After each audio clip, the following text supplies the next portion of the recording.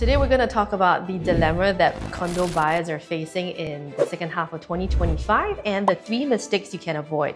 So right now I think buyers are facing this dilemma. The dilemma is, hey, with the limited resale listings I have and the wide range of prices as low as the 3-bedroom, we're talking about 1.75 mil, all the way up to here we have the 4.4 or even 5.2 million at Coven residences. What is the opportunities now? I think some of you are really wondering, why are the 6 plots of condo in Lentor doing so well? Okay, so where are these buyers coming from? Now let's look at Lentor Hill residences. They're coming from District 19 and 20. Now let's look at the other plot, which is Lentor Modern. Once again, we can see for District 19 and 20, these are where majority of the buyers are coming from. Oh, but take a look. Back to this again, you can also see buyers coming from the District 25, 26, 27. These buyers that are coming from the different District 19, 20, even at 26, and from this area coming in. Beyond Lentor right now, there is an opportunity at Springleaf. Hello, I'm Andrea. I'm Chavez in the industry, and I specialize in helping clients buy right and smart in the current private property landscape.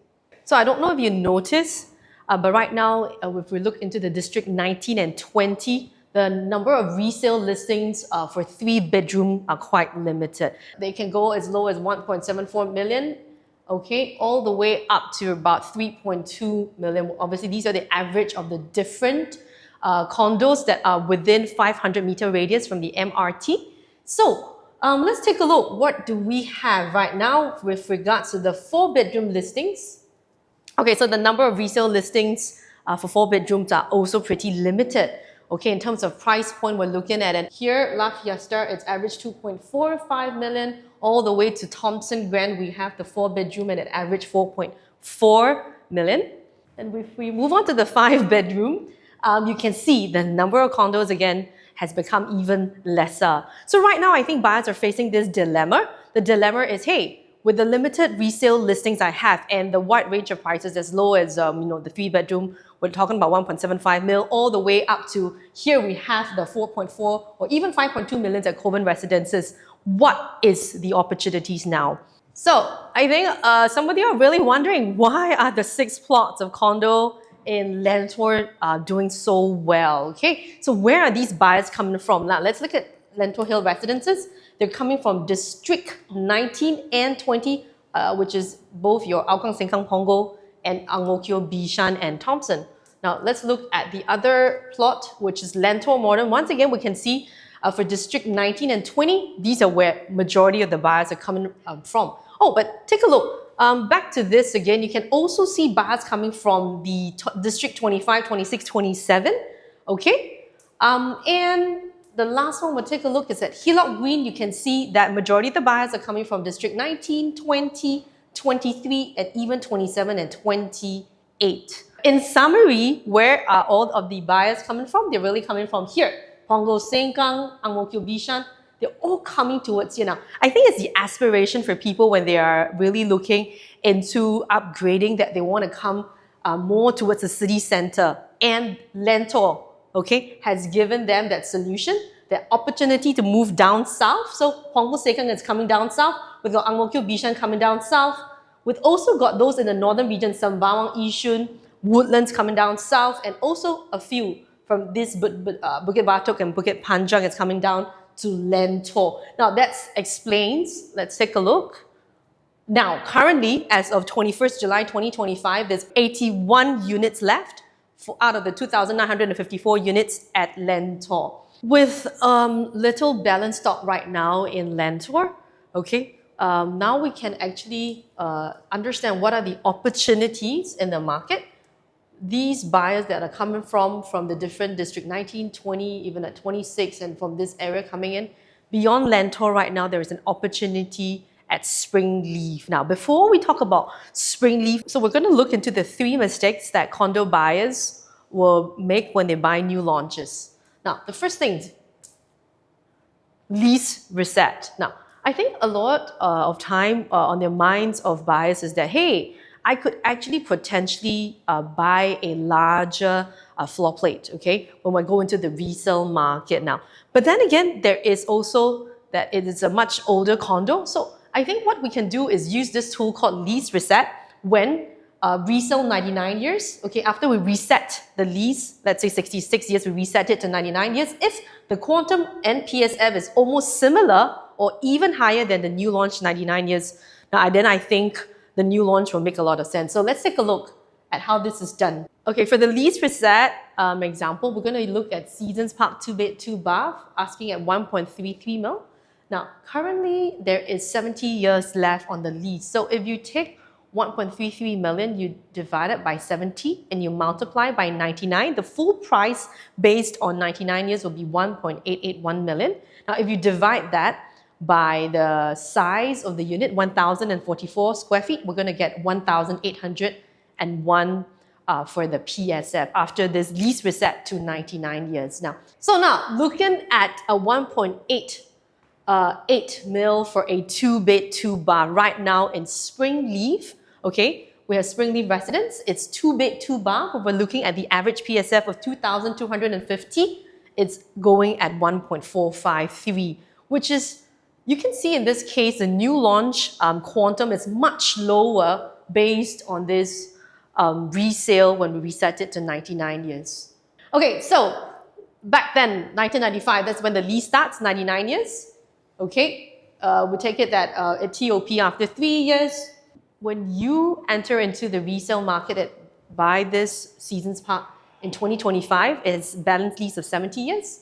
And after 4 years seller stamp duty, you have 66 years left now. So we ask ourselves, if you buy into the new launch Springleaf right now at 2025, okay, and you exit 4 years later, after the seller stamp duty in 2029, the balance lease will be 95 years versus if you entered into this at 70 years as a resale condo, you're left 66 years. Now, which property would then have a bigger exit audience? Now, in 2024, we realized that new launches PSF is higher than the resale, but what happened in 2025 is that we've noticed that the PSF gap for resale and the new launches has actually closed up. Now, with that, what is the opportunity then?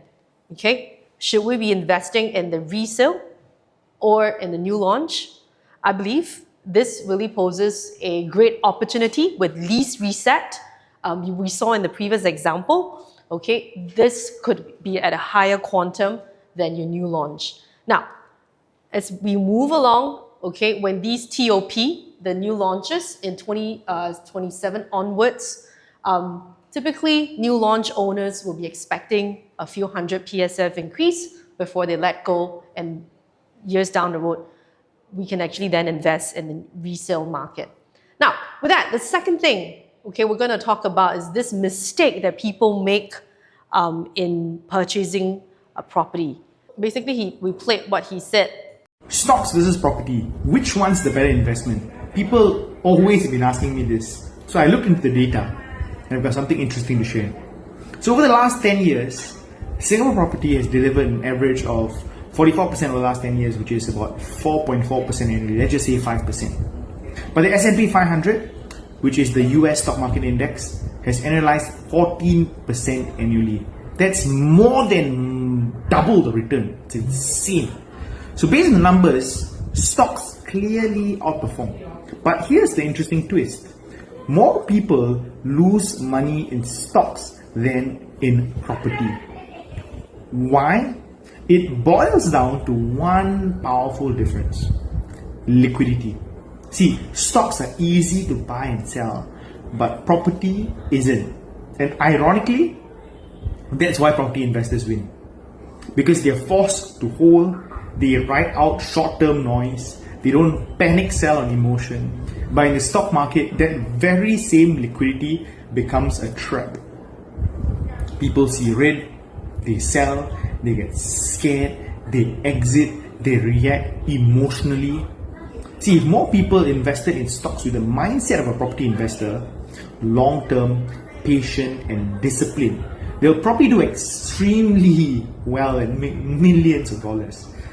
Just some food for thought, guys.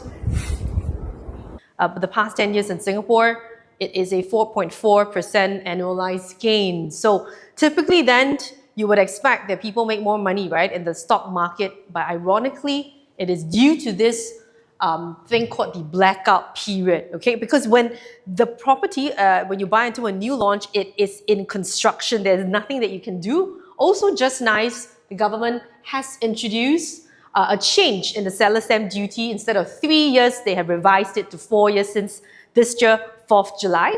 With that, this, what we call the blackout period during construction, okay, you don't have to worry, okay? One, you won't make any rash decision to cash out, unlike the liquidity that Rash has mentioned in the stock market. Now, for a property with this 4 years seller stamp duty, you're free of worries. And there is another thing that we didn't mention here today, but for new launch, this is a progressive payment. So you do not pay everything at one shot. Your interest is also then much lesser. We talk about in the 4-year period that you have as compared to a resale. Now, with this new lease 99 years reset that we mentioned earlier, okay, at TOP in 2029 for Springleaf, it will only be 95 years old. Okay, unlike if you bought into a resale that we said earlier, when you sell it in 2029, it will be at 77 years. Now, we did mention then for new launches then in terms of the exit audience, you're going to cater to a much wider audience, because then you have those that is looking only for those that no one has moved in yet, what we call the TOP buyers, okay? They're only looking for brand new houses. Now, with that, we're going to look at the next mistake.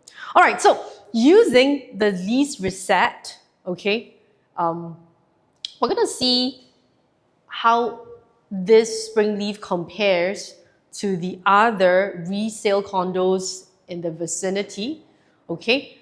This is how we analyze in terms of what bedroom. We're going to plunge in the numbers for 2-bedroom and 3 bedrooms and compare with the surrounding, which will then be a better option. Will that be the resale or the new launch? Okay, so as with any investment, it is very important that you get your personalized advice. Now, there are the different stacks that you might be keen in Springleaf, and there are this that we will walk through with you in terms of which, be it the specific stacks and what are the walk-away pricing. So you can reach me at this number, and I'm happy to help you. Thank you. On to the 5-bedroom. You need to help me film different, okay? You can help me cut, right? What should we avoid? Can I film that part?